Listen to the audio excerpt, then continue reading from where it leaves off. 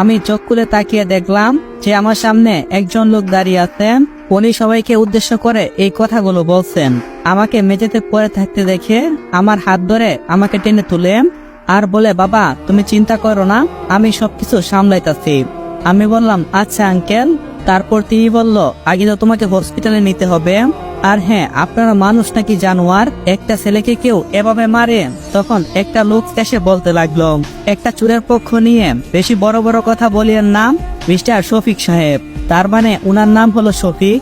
তখন শফিক সাহেব বলতে লাগলো, কি এমন চুরি করেছে শুনি?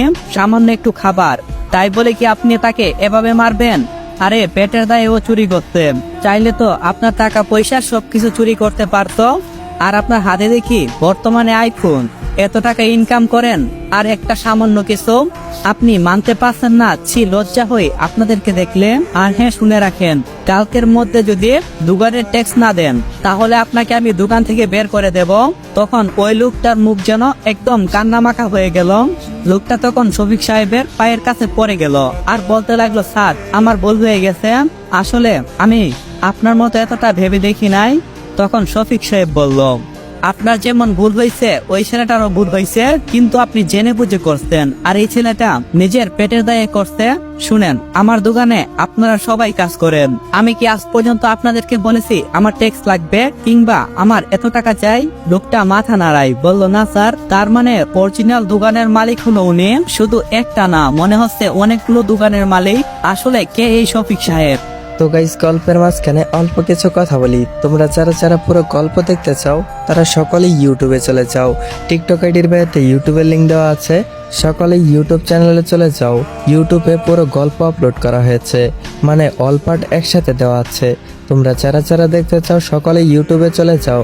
আর হ্যাঁ গাইস, যারা যারা চ্যানেলে নতুন বা চ্যানেলটা সাবস্ক্রাইব করো নাই, অবশ্যই চ্যানেলটা সাবস্ক্রাইব করে রাখবা। তো চলো গল্পে ফিরে যাক। আপনারা গল্পে বুঝতে পারবেন, চলুন আবার সামনে বাড়াই। শফিক সাহেব স্বামীর হাত ধরে টেনে তুললো আর বলল, বাবা চলো, তোমাকে হাসপাতালে নিয়ে যেতে হবে। স্বামী বলল, না আমি ঠিক হয়ে যাব, আপনি চিন্তা করবেন না, তুমি দেখি বড়দের মুখে মুখে কথা বলো।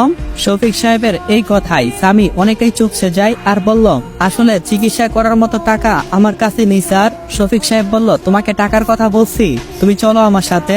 এই বলে শফিক সাহেব একজনকে বলল, ড্রাইভার গাড়ি বের করো। ড্রাইভার বলল, আচ্ছা স্যার। বলে সে চলে গেল গাড়ি আনতে। দেখলাম কালো রঙের একটা গাড়ি নিয়ে আমাদের সামনে আসলো। আমরা দুইজন গাড়িতে বসে পড়লাম। হঠাৎ যেন চোখটা বুজে আসছে, মাথাটা অনেকটাই ব্যথা করছে। আর হ্যাঁ, আপনারা পুরো গল্পটা ইউটিউবে পেয়ে যাবেন, লিঙ্ক টিকটকের বায়োতে দেওয়া আছে, নাম হলো সাইমন অলওয়েজ অন ফায়ার। তোর বেশি দেরি না করে চলো গল্পটা আবার কন্টিনিউ করি। মাথাটা কেমন জানি ঝিমাচ্ছে, মনে হচ্ছে পুরো দুনিয়াটা অন্ধকার হয়ে যাচ্ছে। তখনই শফিক সাহেব বলল, তোমার নাম কি? আমি যেন কিছু বলতেই পারছি না, তিনি হয়তো কিছুটা বুঝতে পারছে। আমার মাথায় হাত দিয়ে বলতে লাগলো, চোখ খোলা রাখো, তুমি চোখ খোলা রাখো, একদম চোখ বুঝবে না। আমি অনেকটাই চেষ্টা করছি কিন্তু আর পারলাম না, সব যেন অন্ধকার হয়ে গেল। যখন চোখ খুলি তখন আমি দেখতে পাই যে